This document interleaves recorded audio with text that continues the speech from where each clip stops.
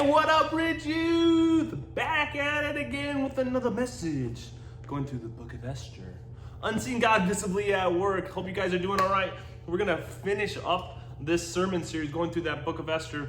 Recap a little bit. Last week, if you didn't see the message, the king could not sleep. And in the middle of the night, he reads the chronicles of his ministry and his life. And he realizes that Mordecai has not been honored for his letting know the plot to assassinate him, and he hasn't been honored in any way, shape, or form. And so we talked about last week, are we going to see things as just a random coincidence that the king couldn't sleep? Or are we going to see things through a lens of faith that God is, the unseen God is visibly working in this situation that the king couldn't sleep? And so hopefully we're being people that see life through a lens of faith and not just random coincidence, chance, that God is working in our lives behind the scenes. And so picking up in the story, we're just gonna kind of go through really quickly the ending to see what happens in this story. So the king decides, hey, I gotta honor Mordecai. And so Haman comes in, he's like, hey, I gotta honor this guy that's really close to me. He doesn't say who it is, and Haman's like, it's gotta be me. It's gotta be me that he wants to honor. You should just, give him your robe and do all these great things for him. And he's like, the king's like, yeah, I'm gonna do that. All right, do all those things that was just said, do that for Mordecai. And Haman, we already know, can't stand Mordecai. And so Mordecai is getting this high treatment, and it drives Haman just bonkers that Mordecai is being praised and honored in the way that he believes he should be. So we can see that Haman is just super prideful. And so what ends up happening, the king honors Mordecai. Haman goes home in grief, pretty much crying like a baby. Haman does that. What ends up happening the next day, remember, the queen said she was going to have another meeting, another banquet with the king and Haman. What she ends up doing is sharing her heart about her people are going to be destroyed. And the king's like, who is going to do this? Who's going to destroy your people? And it's Haman made the edict. Haman did it, and then Haman is terrified.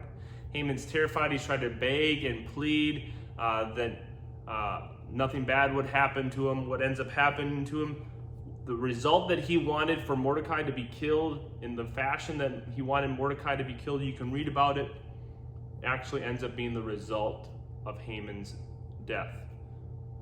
Pride comes before the fall. The classic saying in the Bible, pride comes before the fall. Haman was prideful, and he ended up falling in the way that he wanted Mordecai to die is exactly the way that he ended up perishing.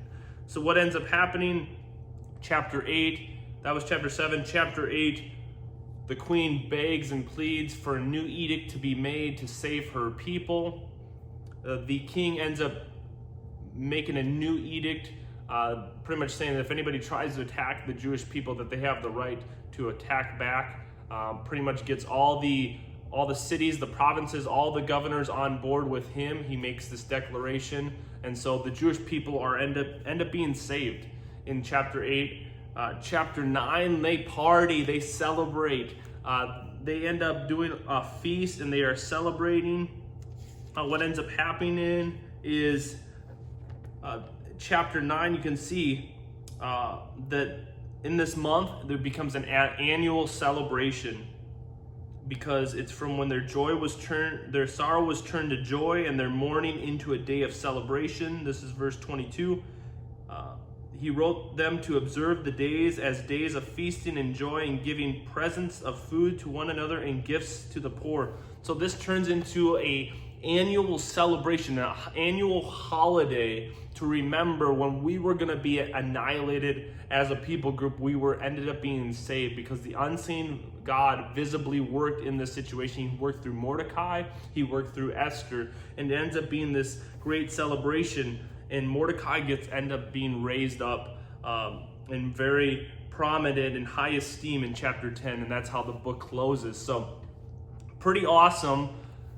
So the title of this message is #Deserve Victory. #Deserve Victory.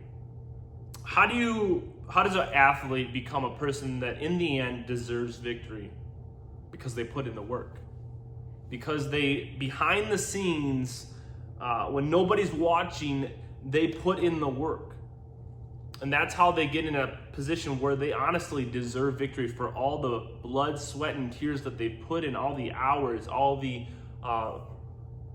monotony of doing their craft. That's how they put themselves in a spot to deserve victory. And in this story, if we look back to the first message, handling loss, remember in the beginning we found out that Esther's parents were no longer with her. She was an orphan, and she could have played the victim, but we see throughout this whole story, she ends up playing the victor. She doesn't hang her head and say, I can't offer anything because I don't have any parents. She handles the loss well, and she continues to deserve victory because of her heart and mind and her position that she puts herself in. We looked at all the other things that we talked about. Mordecai lives the right kind of way for the wrong people. That ends up paying dividends for him when the king can't sleep and he looks back and is like, oh yeah, Mordecai saved my life and I can honor him.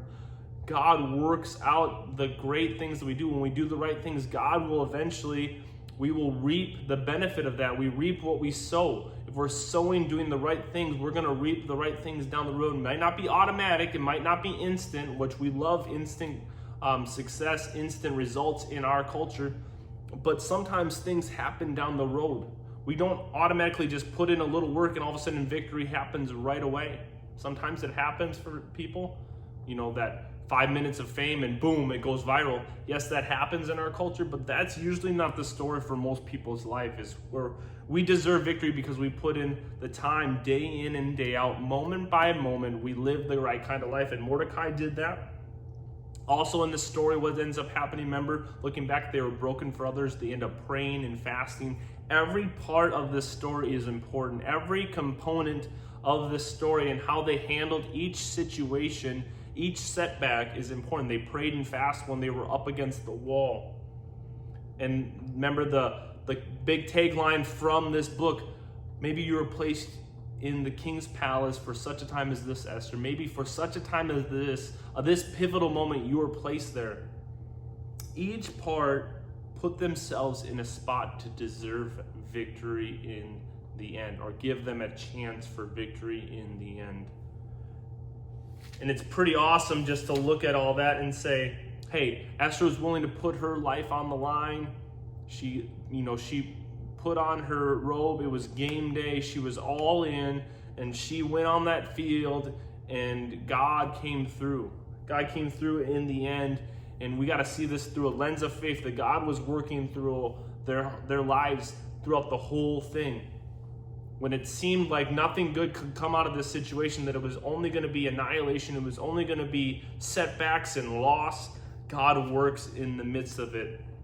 And so the question to us, to look at this story, it's good to put ourselves in their shoes. Would I have been able to handle this?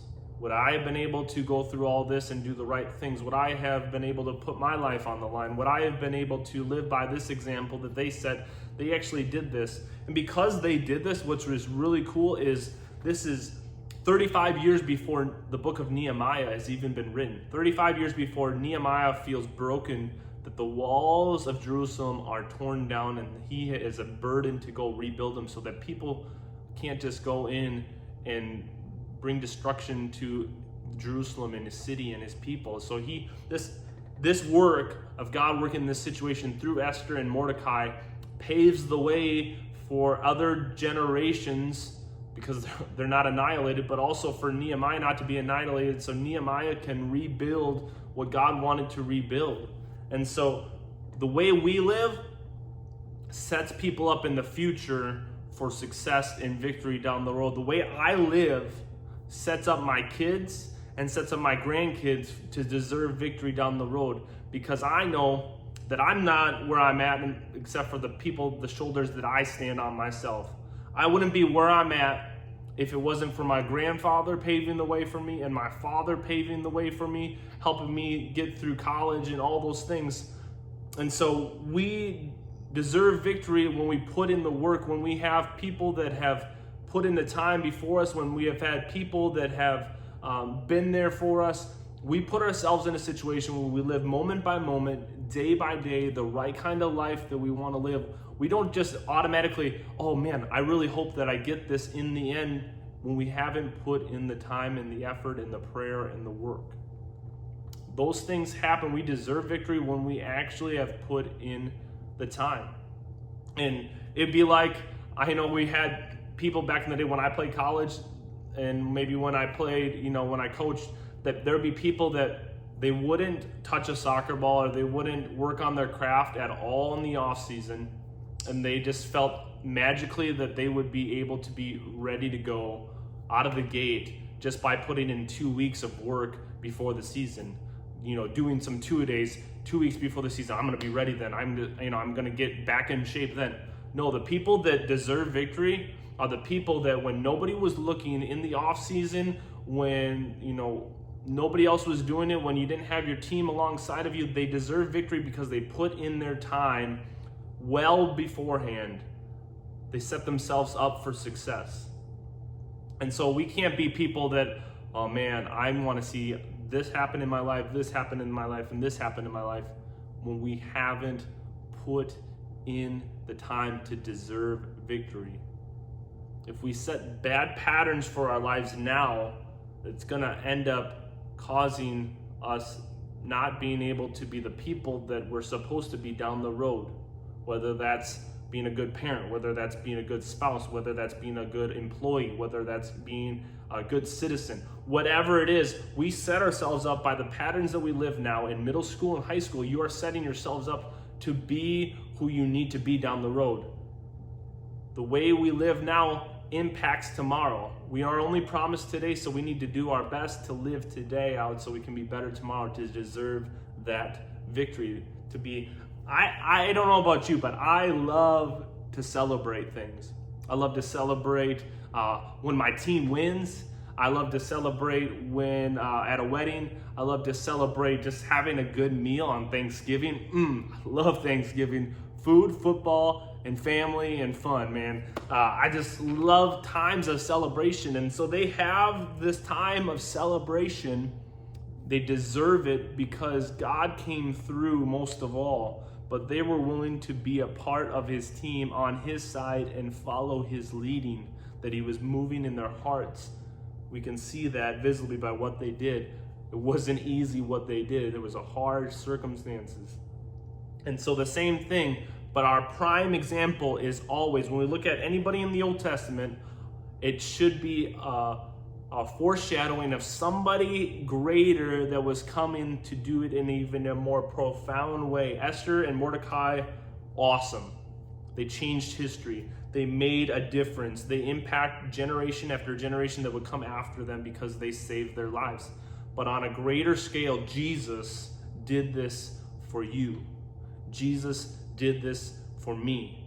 He put his life on the line. He left paradise. He lived the kind of right kind of life, even around wrong people. He handled loss well. He brought victory. He brought life, not just momentary victory for just a day or a season. A team gets to celebrate, oh, we got the trophy this year for this time, and then next year they have to regain it.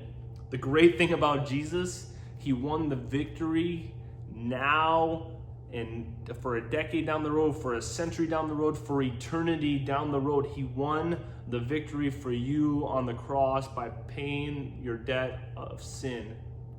And so we always have to remember that are we willing to celebrate week by week what Jesus has done for us? Or have we put that into like, oh yeah, Jesus loves me, that's very nice, I love it. Or are we going to be some people that are like, hey, I need to remember this on a daily basis and be thankful, man. Jesus died for me. I get to be with him in heaven. I get to be partying with him in heaven in perfect paradise. That is exciting. What happens, I do this myself. I get so focused on temporary things and what's going on in the world or going on in my life that I forget about the greatest story, the greatest news, as we have someone that is with us 24/7. We don't walk through life alone. He made a way so we can be in relationship with him and walk through life with him now and into eternity. And so I just love this story, but the challenge to us is looking at all these messages, but looking at our own life. Are we going to be people that deserve victory? Are we going to be people that deserve victory in our friendships, in our school? I know a lot of you guys are really focused on doing well in school, which is awesome. Those are important things. But even above and beyond that, are we setting ourselves to deserve victory when it comes to a solid relationship with Jesus? Are we going to deserve victory when it comes to reaching people in a middle school and high school, our friends for Jesus? Or down the road, we're going to look and be like, I don't know if my friends, I could have done so much more. I'm going to you have regret, wishing you would have done more for them in their lives by speaking about Jesus, but you didn't. We deserve victory when we put in the time, when we put in the effort, when we put in the prayers, when we put in the investment. And so the challenge is us to look at our lives. Am I setting the youth group up? Am I setting myself up? Am I setting my family up? Am I setting up my kids and grandkids to deserve victory in their lives by the way I live, by how I pray, by how I act? If somebody was going to be exactly the same kind of follower of Jesus as you, would they be a solid one? Or would they be weak? Maybe you're saying, well, I don't even know if I believe in God. How can I be a good example for him? Well, then make the decision. Now, am I going to be a follower of Jesus? I challenge you, I dare you to do it, because your life will be not easy, but it'll be so much more fulfilling and better because of it. A lot of times people get the misnomer, oh, if you follow Jesus, all your cares will be wiped away, everything will be easy. No. Was everything easy for Mordecai and Esther just because they followed Jesus? No. They put their lives on the line. They were ridiculed. People were offended by them. It wasn't easy, but it was fulfilling. It set them up to experience the greatest joys and the greatest celebrations of greatest possibilities that they could, because God was in the mix. God was in the equation. God worked in amazing ways. So just think about that. Do you deserve victory in your spiritual life, your personal life, your academic life, your athletic life? Do you deserve victory? Do you deserve victory in all these areas? And the way that you're going to deserve victory the most is if God is in every part of every component of your life, in every situation. Put him number one in every arena, in every area, because he is number one in your heart, your mind, and your life. Easier said than done, but you guys can do it. Start it now, the process now. You won't regret it. If you don't know how to do that, let me know. I'll try my best to help you on that path to follow Jesus with everything you won't have, so that you can deserve victory. I want to see you guys celebrating great things down the road, great successes in middle school and high school, whether that's academically, socially, athletically. I want to see you guys experience those things. But even greater than that, I want you guys to have great marriages.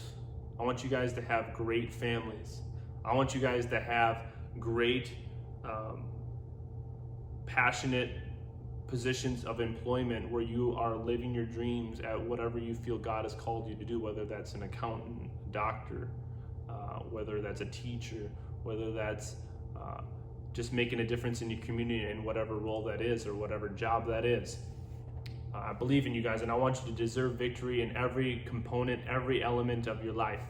And so let's set ourselves for victory, that we deserve it because of the time, the energy, because we put God first in our lives and hearts. Love you guys so much.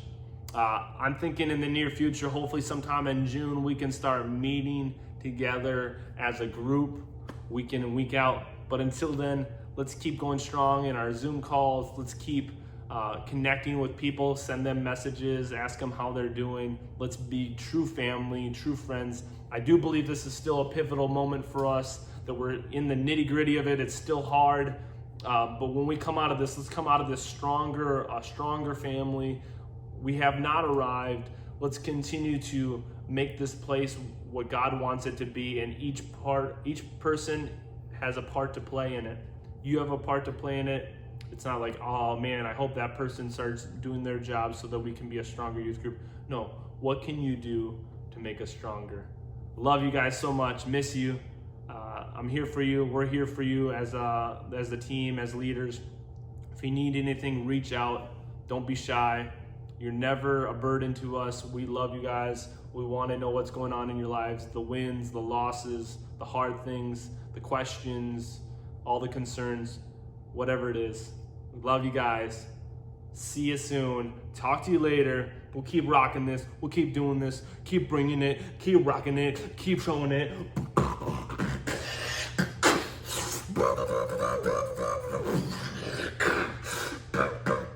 Who needs TikTok when you got that? I bring that myself. Just did that. What's going on? Peace out.